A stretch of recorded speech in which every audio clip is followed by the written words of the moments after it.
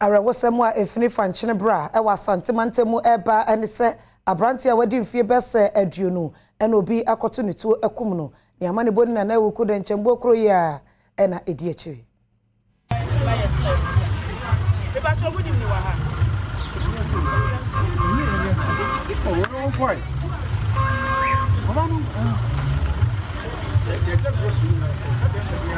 amanfo wo Fankyenebra esori anopa no na abrante awuda ho a moja enyunu no amanfo wo mpotem ho akirema enya de omunim no bebia wo mususu se nipa bonefo bi anaje ne kra efiri ne nsem ana twene beto ho ebi nso akirema wo mote se anadwofa no etuotutuo bi ekokoso enti osusu se enanam so ma abrante wei ato nanam ewo ensiedo bedwaba wo mpotem ho owura James nana prempe akirema me da no pa me dem one year from me say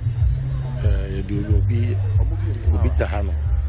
So I have to rush to the scene. Me buy my own on the hall. But unfortunately, you see me buy na the phone my cat so as assemblyman, me to me 57 me buy my BBA so me share what happened. So I called the Sofla commander and he has also called the regional crime officer. I've also called the regional crime officer myself. So they are on their way coming. Bambo for ababefa emuno akwakwehye emukrabra wo mahyasie eyehwehwemu nana awuku denchembo amane ebuni